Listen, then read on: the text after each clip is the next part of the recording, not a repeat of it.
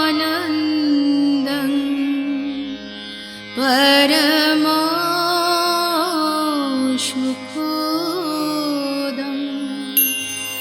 केवलं ज्ञानमूर्ति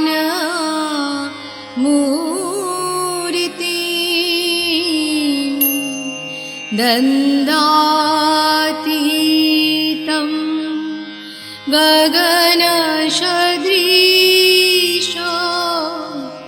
तत्त्वमोक्षादिलोक्ष्यम् एकं नित्यं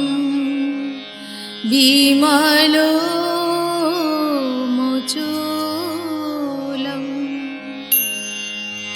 सर्वधी साक्षी भूता भावातीतं त्रिगुणरहितं सद्गुरुं त्वं नमामि।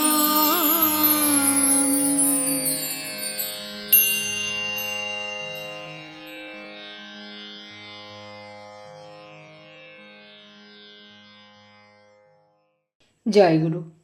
শ্রীমৎ স্বামী সিদ্ধানন্দ সরস্বতী মহারাজ বিরচিত স্বামী সত্যানন্দ স্মরণে। শ্রদ্ধা ও প্রীতি জানাই তোমারে স্বামী শ্রী সত্যানন্দ, জ্ঞান গরিষ্ঠ ভক্ত শ্রেষ্ঠ পরম সত্য সন্ধ। 1312 সালের পৌষে তোমার আবির্ভাব, শ্রীগুরু কৃপায় শ্রীগুরু শক্তি করেছিলে তুমি লাভ। ঠাকুরের ছিলে দক্ষিণ হস্ত, ভাবধারা প্রভাবক, তাহার তত্ত্ববোধ অধিকারী মর্ম উদ্ঘাটক। ঠাকুর রচিত সূত্রের তুমি সঠিক ভাষ্যকার, তোমার লেখনী প্রসিত হতো যেন ঝর্ণার ধার। লেখনী ধারণে ভাষণ প্রদানে ছিলে যে সব্যসাচী, বিশ্রাম তুমি দাও নাই তার যতদিন ছিলে বাঁচি। গুরু গম্ভীর মধুর কণ্ঠে ভাষণ দানিতে যবে, শুনিত সেসব স্তব্ধ হইয়া শ্রোতৃবৃন্দ সবে। দীর্ঘ সুঠাম সুবলিত দেহ, স্নিগ্ধ গৌরবর্ণ, অঙ্গের দুটি মনে হতো যেন কষিত দীপ্ত স্বর্ণ। বাল্যকালে দিয়েছিল স্তন তোমারে জগন্মাতা, পেয়েছিলে তাই মহতী শক্তি, হয়েছিলে ভুরিদাতা। কৈশোরকালে স্বপ্নে তোমার জীবন রক্ষা তরে, ঋষি সংহতি সংহত হয়ে বৈদিক যাগ করে। নিগমানন্দ চরণ কমলে আসিয়া তাহার পর, বিকশিত হল হৃদয় কমল, প্রকাশিল অন্তর। তাহার শক্তি ধারণের তুমি যোগ্য আধার ছিলে, দিকে দিকে তারে পল্লী নগরে দুহাতে ছড়ায়ে দিলে। প্রচার করিলে তাহার মহিমা, ছড়ালে সত্যবাণী, ভক্তের দল অবনত শিরে নীলতা সত্য মানি। বলিল তোমারে ঠাকুরেরই মতো তাহারই প্রকাশ বলি, চলিল তাহারা সত্যের পথে দানিয়া আত্মবলি। নিগমানন্দ দর্শন তব কীর্তি যে অক্ষয়, জ্ঞানী ও ভক্ত জীবন ভরিয়া গাহিবে তোমার জয়। শঙ্করের মত গৌরাঙ্গের পথ করিলে সুবিস্তার, বুঝিল সকলে ঠাকুর মর্ম যুক্তি চমৎকার। আদর্শ গৃহস্থ জীবন গঠনে ঠাকুর সুপ্রয়াস, বিস্তার করি স্ব উদাহরণে করিলে সুপ্রকাশ। তোমার লেখনী নিঃসৃত আধিকারিক নিগমানন্দ জীবনী গ্রন্থে আনিয়াছে এক দিব্য নূতন ছন্দ। তুমি পুঁথি তুমি লিখিয়া গিয়াছ তাহার জীবন ঘিরে, সাদরে বরিয়া লয়েছে সকলে সেসব আনত শিরে। ধর্ম বিষয়ে শতেক গ্রন্থ রচনা করেছ তুমি, তব অবদানে ধন্য হয়েছে সারাটি বঙ্গভূমি। আরও কিছু কাল বাঁচিয়া থাকিলে আরও যে লিখিতে কত, বাহির হইত লেখনীর মুখে পুস্তক শত শত। পঞ্চচত্বরিংশ বর্ষ ধরিয়া তোমার বাণী আর্য দর্পণ মাসিক পত্রে প্রকাশিত মোরা জানি। অবিচল তব নিষ্ঠা এবং যোগ্য সম্পাদনে প্রবাহিত হলো সনাতনী ধারা ভারতের অঙ্গনে। যতদিন রবি উদিবে আকাশে ততদিন তব স্মৃতি, আনত বক্ষে বহিবে ভারত, জাগায় রাখিবে প্রীতি। শ্রী শ্রী ঠাকুর শিরদেশে তব করিয়া হস্তার্পণ, নিমেষে করেন তোমার মধ্যে শক্তি সঞ্চারণ। তাঁর শক্তিতে শক্তিমন্ত তুমি যে বিজয়ী বীর, তোমার স্মৃতিতে ভক্তবৃন্দ ফেলায় অশ্রুনীর। তোমার পুণ্য স্মৃতির দিবসে সমবেত আজি সবে, প্রদান করিতে পূজার অর্ঘ্য সুবিপুল গৌরবে। স্বধাম হইতে দান করো তুমি তাহাদেরে স্নেহাশিস, অমৃত লাভ করে যেন সবে শশী সংসার বিষ। প্রীতির তীর্থ প্রিয় সতীর্থ লহ মোর ভালোবাসা, তব গুণরাশি বর্ণিতে আমি খুঁজে নাহি পাই ভাষা। অতুলন তব শ্রীগুরু ভক্তি, অতুলন তব জ্ঞান, অতুলন তব বাগ বৈভব, অতুলন তব প্রাণ। তোমার তুলনা নাহি তোমা বিনা, তুমি যে অদ্বিতীয়। নন্দনবন পারিজাত তুমি ঠাকুরের অতি প্রিয়। নিগমাদিত্য অংশু যে তুমি, দিব্য বিভূতি তার। দিলাম তোমার শ্রীকর কমলে ছন্দের উপহার। পরিশেষে পুনঃ লহ তুমি মোর শ্রদ্ধা ও প্রীতি, ঠাকুরের সাথে উজ্জ্বল হয়ে রহে যেন তব স্মৃতি। জয় গুরু। জয় গুরু, জয় গুরু, জয় গুরু। নিগম বার্তায় আপনাদের সকলকে স্বাগত জানাই। আজকে নিগম বার্তা শুরু করার আগে আমাদের সকলের আরাধ্য দেবতা পরম পিতা আসামবঙ্গীয় সারস্বত মঠ প্রতিষ্ঠাতা সদ্গুরু ঠাকুর নিগমানন্দ সরস্বতী পরমহংসদেবের রাতুল চরণ কমল যুগলে আমার অনন্ত কোটি প্রণাম নিবেদন করছি। প্রণাম নিবেদন করি আসামবঙ্গীয় সারস্বত মঠের পূতমূর্তি মহন্ত মহারাজ সহ সমস্ত সন্ন্যাসী ব্রহ্মচারী অন্তেবাসীদের শ্রীচরণ কমলে। আর আপনাদের যারা প্রতিনিয়ত আমাদের এই শুক্রবারের নিগম বার্তার সাথে থাকেন, ঠাকুর মহারাজের প্রাণপ্রিয় ভক্ত শিষ্য, আপনাদের সকলকে নিগম বার্তার পক্ষ থেকে জানাই সশ্রদ্ধ প্রণাম, জয়গুরু সম্ভাষণ এবং আন্তরিক ভালোবাসা। শুরু করব আজকের পর্ব। আজকের পর্বে কি থাকছে? গত পর্বে আমরা যাঁর দিব্য জীবনচরিত নিয়ে আপনাদের সামনে এসেছিলাম, আজ সেই ঠাকুর মহারাজের দক্ষিণহস্ত স্বরূপ, যার ওপর ঠাকুর মহারাজ আধ্যাত্ম জগতের ভার দিয়েছিলেন, আসামবঙ্গীয় সারস্বত মঠের প্রাক্তন মহন্ত তথা বেদান্তচার্য, তত্ত্ববাচস্পতি, পরম পূজ্যপাদ শ্রীমৎ স্বামী সত্যানন্দ সরস্বতী মহারাজজির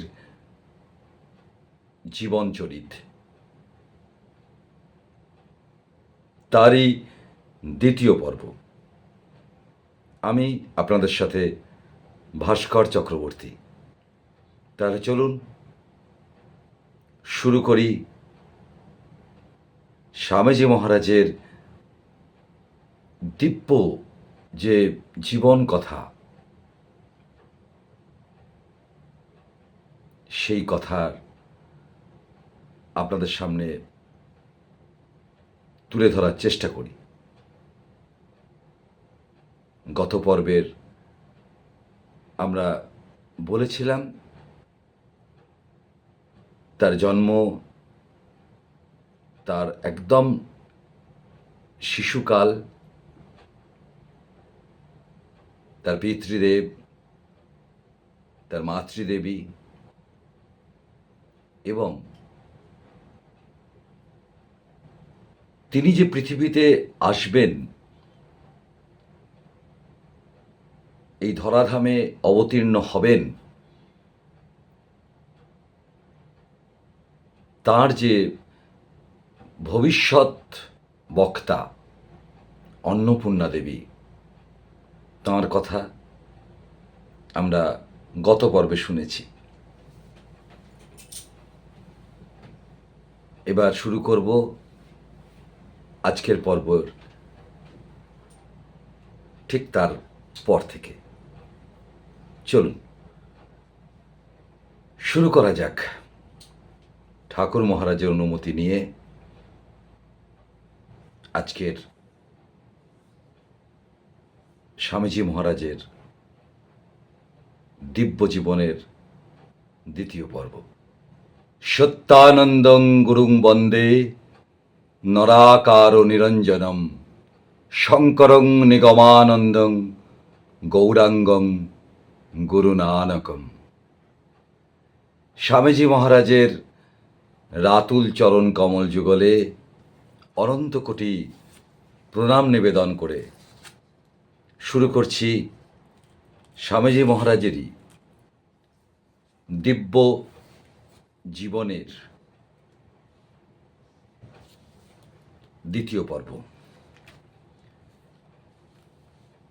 গত পর্বে বলছিলাম না, স্বামীজি মহারাজ যখন স্কুলে ভর্তি হলেন তখন ধীরে ধীরে কেমন যেন তিনি শান্ত হয়ে গেলেন এবং কেমন যেন একটা ভাবাবেগে থাকতেন, ধ্যান করতেন এবং পড়াশোনায় অসম্ভব রকম মেধাবী ছিলেন। পড়াশোনা তো চলতই, তার সাথে সাথে তিনি সদ্গ্রন্থ, ধর্মপুস্তক এসব পড়তে ভালোবাসতেন এবং সেই পড়ার মধ্যে তিনি যেন জীবনের স্বাদ পেতে শুরু করলেন। দেখতে দেখতে 9 বছর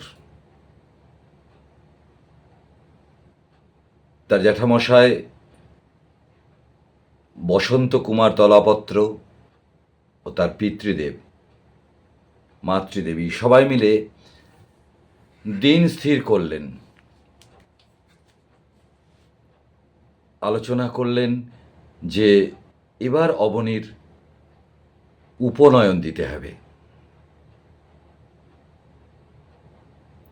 আলোচনা করে সেই শুভ দিন স্থির হলো। সেই শুভ দিনে উপনয়ন হলো অবনীরঞ্জন তলাপাত্রের, ঠিক 9 বছর বয়সে। বাড়িতে বেশ হইচই পড়ে গেছে তার উপনয়ন উপলক্ষে। বহু মানুষজন খুব সুন্দরভাবে উপনয়ন সম্পন্ন হলো। এরপর ওই 3 দিনের জন্য যে গর্ভগৃহে থাকতে হয়, সেই গৃহে ঢোকার পালা। যথারীতি উপনয়নের পরে যে যার মতো নতুন ব্রহ্মচারীকে ভিক্ষা দিলেন এবং তাকে 3 দিনের জন্য ওই গর্ভগৃহে নিয়ে যাওয়া হলো। 3 দিন গর্ভগৃহে তিনি থাকলেন। 3 দিন পর যেদিনকে তিনি গর্ভগৃহ থেকে বেরোবেন এবং খুব ভোরে সেই দণ্ডিটা ভাসাবেন এবং এসে আবার ভিক্ষা করবেন, সেদিন একটা আশ্চর্য ঘটনা ঘটল। কি সেই আশ্চর্য ঘটনা? অবনীরঞ্জনকে নিয়ে যাওয়া হলো স্নান করানোর জন্য। খুব ভোরে গেলেন নদীতে স্নান করতে। স্নান করে যখন ডুব দিয়ে উঠছেন, তখন তার পৈতেটি গেল ভেসে।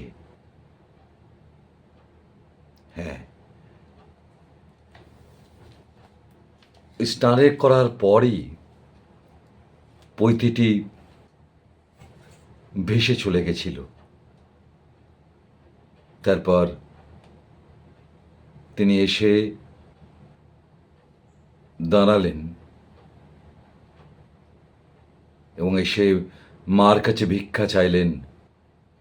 ভবতী ভিক্ষাং দেহি। ভিক্ষা দিলেন ভক্তি ভরে। তিনি সেটি গ্রহণ করলেন, বললেন ওং স্বস্তি। শিশুর মনে এক এক অজানা একটা ভবিষ্যতের অতলে যেন কিছু একটা বাসা বাঁধতে লাগলো। যজ্ঞ উপবিদ যেন তাকে বলছে, আমি তোমার বন্ধন হতে মুক্ত হলাম, আর তোমাকে বন্ধন মুক্ত করলাম। তোমাকে বন্ধনে আবদ্ধ থাকলে তো চলবে না। তোমাকে দেশের জন্য, দশের জন্য, বিশ্বের জন্য তোমাকে সমস্ত সংস্কার মুক্ত হয়ে আত্ম উৎসর্গ করতে হবে যে।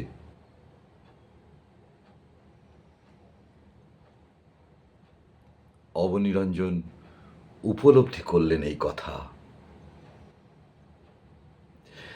তিনি বুঝতে পারলেন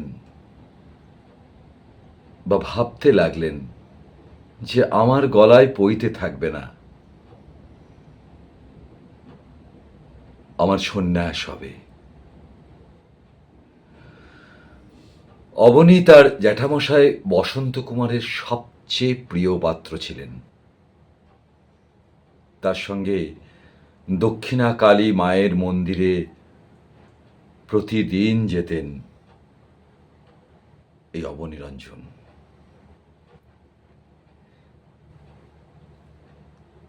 তিনি মায়ের পুজো করতেন, কাসর ঘণ্টা বাজিয়ে অবনী চুপ করে বসে থাকতেন, এক দৃষ্টিতে মায়ের দিকে তাকিয়ে। এবার উপনয়নের পরে বসন্ত কুমার ভেবেছিলেন যে এবার অবনী মায়ের সেবাতে লাগতে পারবে।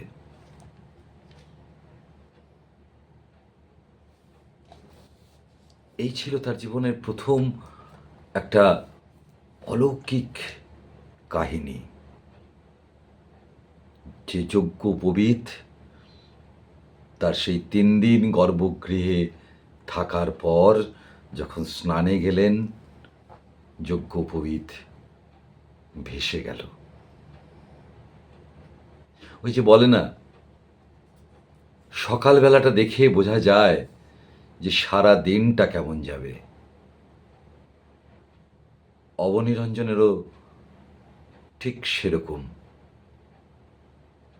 একদম শিশুবেলায় যেমন দৌরাত্ম্য ছিল, তারপর আস্তে আস্তে যখন তিনি বিদ্যালয়ে গেলেন,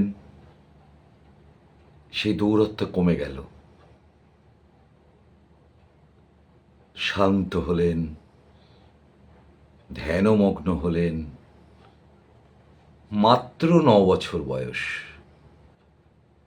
তখন থেকেই শুরু হলো তার জীবনে অলৌকিক সমস্ত ঘটনা, যার প্রথমটা ছিল এই উপবীত ভেসে যাওয়া। আরও আরও এমন অনেক কিছু স্বামীজি মহারাজের জীবনে ঘটেছে, তা আমরা জানতে পারব। চলুন জেনে নিই তারপর কি হলো। এই যে কালী মন্দিরে যেতেন তার জ্যাঠামশাইয়ের সাথে, সেখানে গিয়ে আরো একটা অলৌকিক ঘটনা ঘটেছিল, শুনবো আমরা। অবনীরঞ্জন তখন সপ্তম কি অষ্টম শ্রেণীতে পড়ছেন। প্রতিদিন মায়ের সেবা হয়, মায়ের মন্দিরে পুজো হয়, যে কথা বলছিলাম। তার জ্যাঠামশায় বসন্ত কুমার তলাপাত্র, তিনি মায়ের সেবা করেন, মায়ের পূজা করেন, আরতি করেন, আর সেখানে বসে থাকেন অবনীরঞ্জন। এই দক্ষিণাকালী মায়ের পুজো করা খুব কঠিন কাজ বলে কথিত। খুব শুদ্ধ মনে, শুদ্ধ বস্ত্র পরে নিখুঁতভাবে মায়ের পুজো করতে হয়। এরকমও কথিত আছে যে যদি কোনো রকম ত্রুটি হয়, যদি সঠিকভাবে পূজা পদ্ধতি না মানা হয়, বা না জেনে কেউ যদি পুজো করেন, তাহলে মা কিন্তু ঘাড় মটকে দেবে। এরকম একটা ভীতিও ছিল। তাই সচরাচর কেউ এই মায়ের মন্দিরে মাকে পুজো করতে আসতেন না, বা বলা যেতে পারে ভয় পেতেন, যদি মা পাপ দেয়, যদি সঠিকভাবে পুজো করতে না পারি। বসন্ত কুমারের বয়স হচ্ছে। বসন্ত কুমার একদিন কোনো এক কাজে বাইরে গিয়েছেন। মায়ের পুজো কে করবে, সেই নিয়ে একটা শোরগোল পড়ে গেল। তখন সবাই মিলে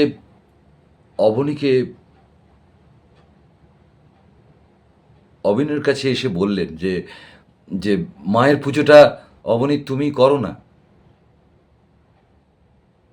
সবারই পীড়াপিড়িতে এবং শেষে তার মাতৃদেবী তাকে বলল, অবনী তুমি আজকে মায়ের পুজো করবে। অবনীরঞ্জন রাজি হয়ে গেলেন মায়ের মন্দিরে। তিনি কতটা পুজো জানেন বা জানেন না, সেটা তিনিই ভালো বলতে পারবেন। তবে তিনি কি মনোভাব নিয়ে মায়ের কাছে গেলেন, তিনি গেলেন, গিয়ে মায়ের কাছে প্রণাম করলেন এবং পূজার আসনে বসলেন। বসে বসে ভাবতে লাগলেন যে সবাই ভয় পায় পেন, ভয় পাওয়ার তো কোনো কারণ নেই। মা তো আমার বিশ্ব প্রসবিনী, আর মা কি কখনো সন্তানের ক্ষতি করতে পারেন? না, না। আর আমি পুজো জানি না জানি, আমি তো মাকে পুজো করব আমার হৃদয় দিয়ে আর চোখের জল দিয়ে। দেখি মা আমার পুজো নেন কিনা। এই সাহস নিয়ে, এই কথা ভেবে তিনি পূজার আসনে বসে মায়ের দিকে তাকিয়ে রইলেন আর বললেন, মা, মাগো, তুমি তো স্নেহময়ী মা, তুমি তো করুণাময়ী, তুমি কৃপা করো, দয়া করো মা। আর ভাবলেন, মা, মা তো সবসময় সন্তানের মঙ্গল চান, ভয় কিসের? এই বলতে বলতে তিনি প্রায় ধ্যানস্থ হয়ে পড়লেন।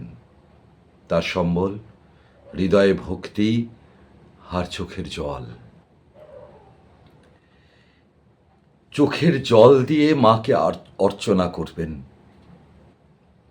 এই ভাবতে ভাবতে আকুল হয়ে মার দিকে তাকিয়ে তিনি মাকে ডাকতে লাগলেন, মা, মাগো, মা, মাগো। তার এই আকুল মা আর মাগো,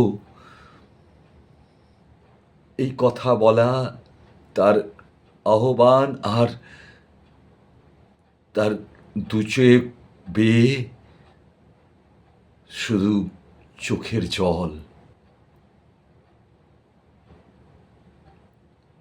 এই করতে করতে, মায়ের চিন্তন করতে করতে তিনি যেন কেমন হয়ে পড়লেন, ধ্যানস্থ হয়ে পড়লেন। মা, মাগো, মা, মাগো। মায়ের চিন্তায় অবনীরঞ্জন তন্ময় হয়ে পড়লেন। অর্ধচেতন অবস্থা, শুধু বুক ভেসে যাচ্ছে অশ্রু জলে, আর মুখে ওই প্রাণ মাতানো মা, মা বলে ডাক। হঠাৎ করেই সাধকের মানে অবনীরঞ্জনের সামনে দৃশ্যপট যেন পরিবর্তিত হলো। মৃন্ময়ী মা চিন্ময়ীতে রূপান্তরিত হলেন। সাক্ষাৎ জীবন্ত মূর্তিতে মায়ের আবির্ভাব হলো, ওই মন্দিরে, ওই বেদিতে। মা, মা অবনীরঞ্জনকে হাতছানি দিয়ে যেন ডাকলেন। হ্যাঁ, বললেন, আয়, আয় আমার কাছে, আয় আমার কাছে, আয়। দুটি হাত বাড়িয়ে দিলেন অবনীর দিকে, যেন তাকে তাকে কোলে নিতে চাইছেন মা। আবারও ডাকলেন, কিরে, আয় আমার কাছে, অবনী, আয়, আয় আমার কাছে আয়। এবার অবনীরঞ্জন যেন ওই ঘোরের মধ্যে উঠে দাঁড়ালেন। উঠে দাঁড়িয়ে মায়ের দিকে আস্তে আস্তে এগিয়ে যেতে লাগলেন। কেমন যেন আরো ছোট্ট একটা শিশুর মতো হয়ে গেলেন অবনীরঞ্জন। মা মা তাকে তার অভয় কোলে তুলে নিলেন। মায়ের মুখে সে কি মধুর হাসি, নয়নে নয়নে করুণার ধারা বইছে মায়ের, বক্ষে সঞ্চিত জমাট বাঁধা স্নেহ সুধা সন্তান স্নেহে বিগলিত হয়ে ঝরে পড়তে লাগলো। মা শিশুকে বক্ষে জড়িয়ে ধরে তার তার তার স্তন্য সুধা পান করালেন। হ্যাঁ, অমনিকে কোলে নিয়ে তার স্তন্য সুধা পান করাচ্ছেন মা মহামায়া।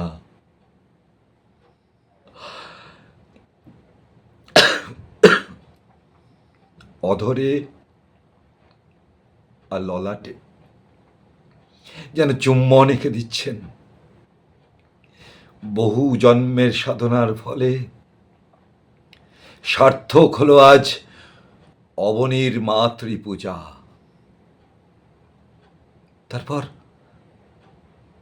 তারপর কখন যে মা আবার মৃন্ময়ীতে ফিরে গেছেন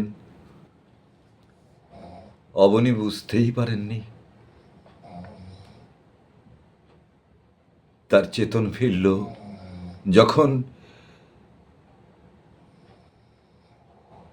যখন বাইরে থেকে তাকে কেউ ডাকল। চেতন ফিরে দেখলেন তিনি সেই পূজার আসনেই বসে আছেন। তাকালেন মায়ের দিকে। এই তো মা, কে বলে তুই ঘাড় মুটকে দিস? মা মা আমার যে বিশ্ব প্রসবিনী, মা যে সর্বদা আমাদের মঙ্গল চিন্তা করছেন। ভয় কি?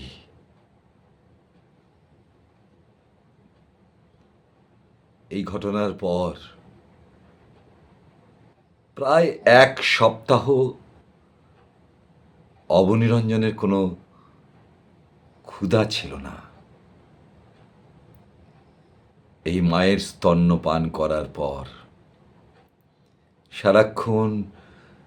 সারাক্ষণ যেন তিনি সেই ভাবে বিহল তন্ময় হয়ে থাকতেন।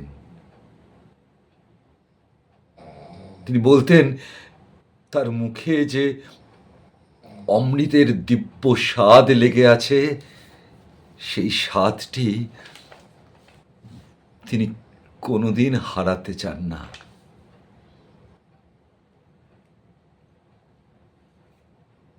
এইভাবে মা মহামায়ার কৃপা পেলেন অবনীরঞ্জন। এরপরে আরো একদিনের ঘটনা। ঘোর অন্ধকার, অমাবস্যা রাত্রি ছিল সেদিন।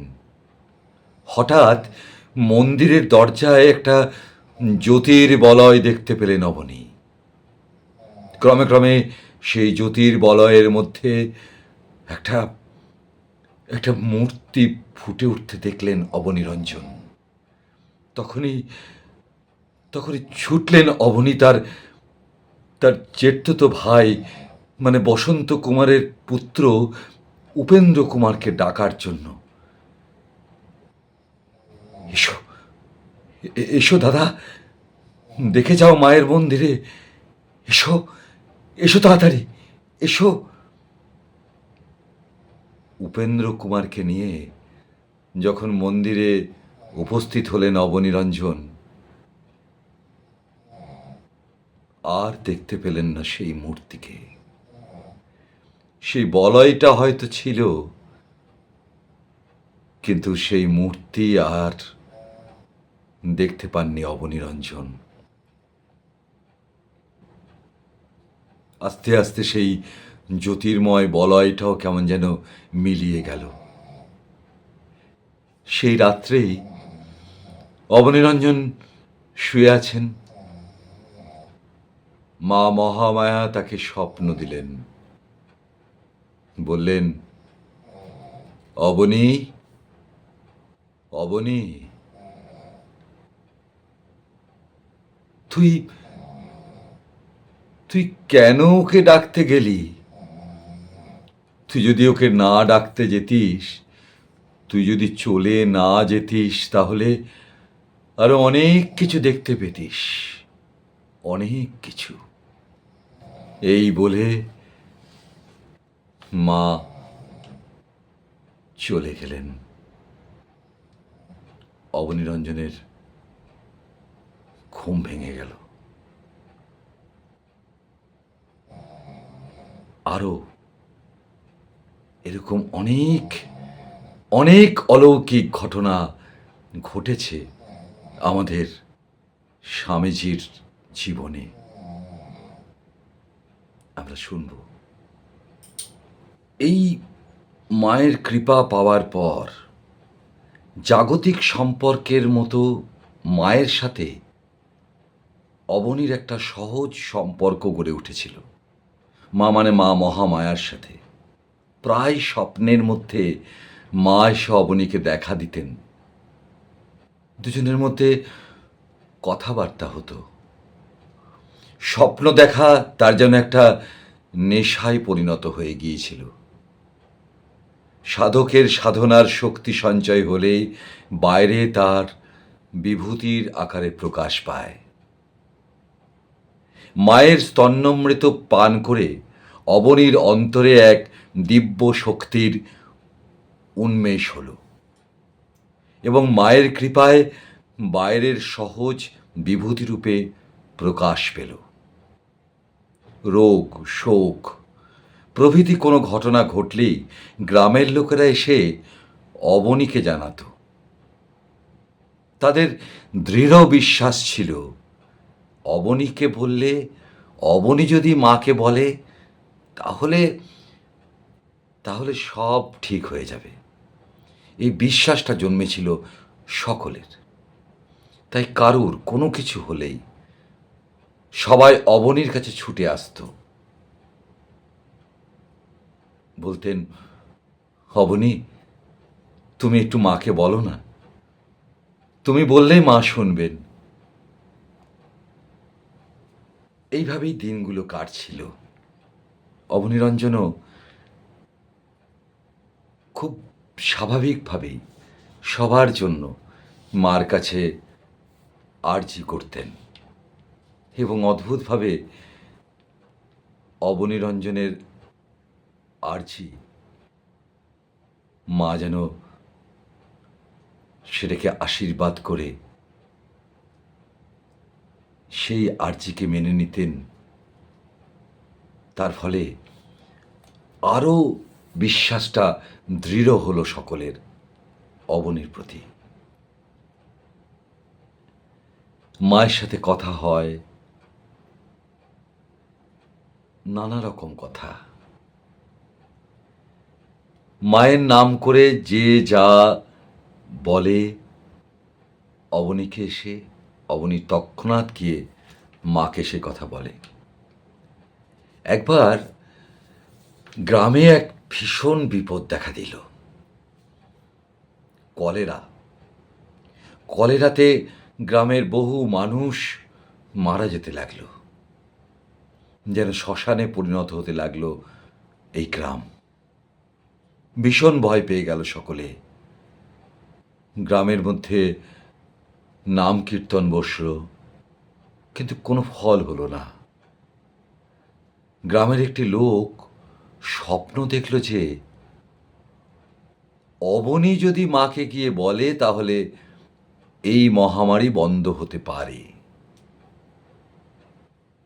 সকাল হতে না হতে সে ছুটল অবনীরঞ্জনের কাছে।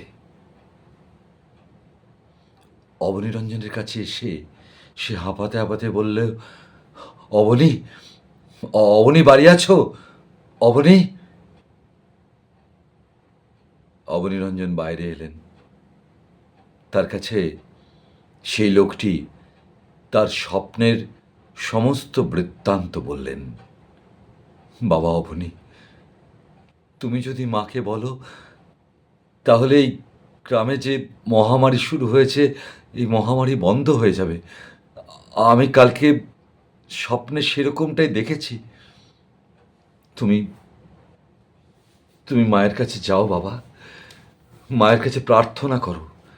একমাত্র তোমার প্রার্থনাতেই এই গ্রাম বাঁচতে পারবে। অবনীরঞ্জন শুনে ছুটে গেলেন মায়ের কাছে, মায়ের মন্দিরে। আর্ত করুণ কণ্ঠে মাকে জানালেন, মা, মাগো, মাগো, তুমি কি এতটাই নির্দয়, এতটাই নির্দয় মা? তোমার সন্তান, তোমার সন্তানদের কান্না কি তুমি শুনতে পাচ্ছ না? ওগো করুণাময়ী, ওগো স্নেহময়ী, একবার একবার সদয় হও, একবার। হাত জোর করে তোমার কাছে প্রার্থনা করছি মা, সদয় হও মা। গ্রামের এই মহামারী তুমি বন্ধ করো, বন্ধ করো মা, বন্ধ করো।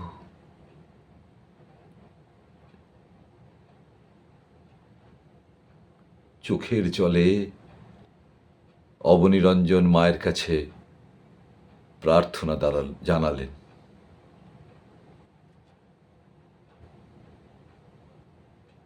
তারপর সেদিন একটি আশ্চর্য অলৌকিক কাণ্ড ঘটল। সেদিন রাত্রেই অবনীরঞ্জন দেখলেন মা দেবীর নিচে আলুলায়িত কেশে উপুর হয়ে পড়ে আছেন, যেন মায়ের খুব বড় অসুখ করেছে, শরীর খুব অসুস্থ। তারপরে তার ঘুমটা ভেঙে গেল।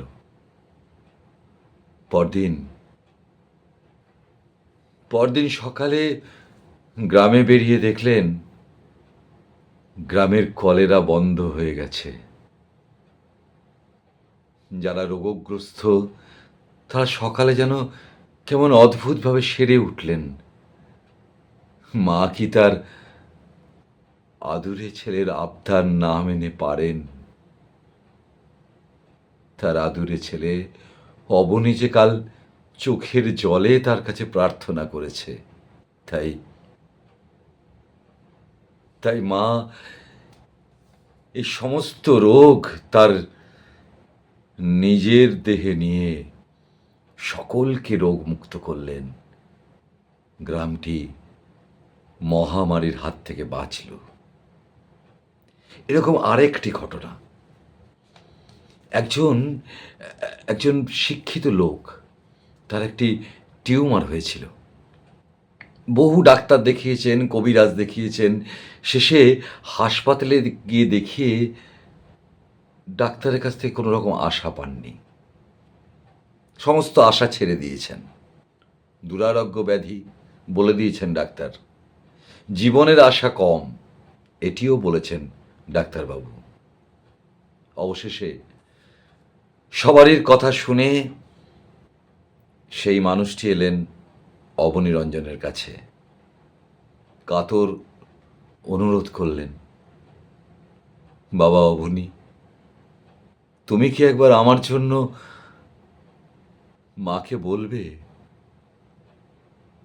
আমি সমস্ত আশা পরিত্যাগ করে তোমার কাছে অনেক আশা নিয়ে এসেছি, এই আমার শেষ ভরসা।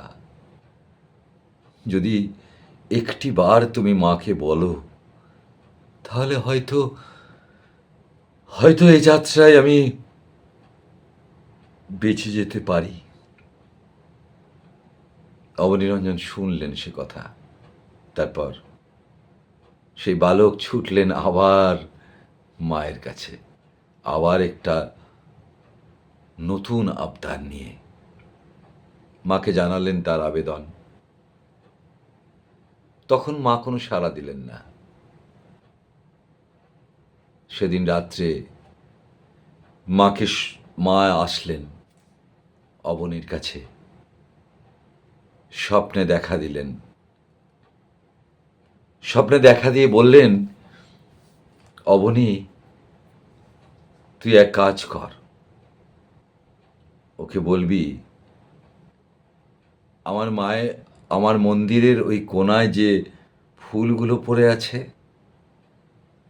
সেইগুলোকে নিয়ে গিয়ে বেটে যদি খেতে পারে তাহলে ও রোগ মুক্ত হবে। এই বলে মা চলে গেলেন। অবনীরঞ্জন সকাল হতেই তার কাছে ছুটলেন এবং গিয়ে বললেন, আসুন আমার সাথে, আসুন।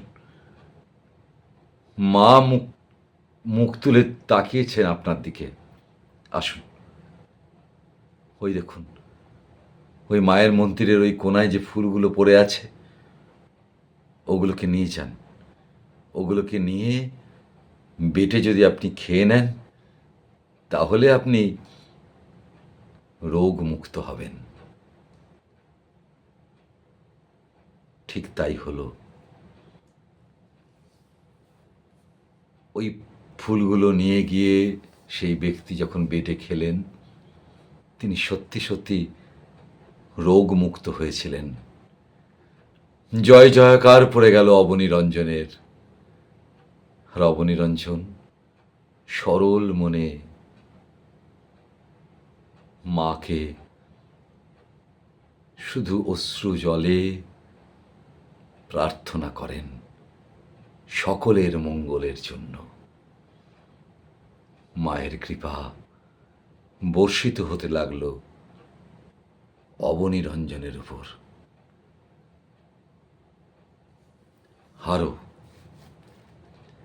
আরো এমন অনেক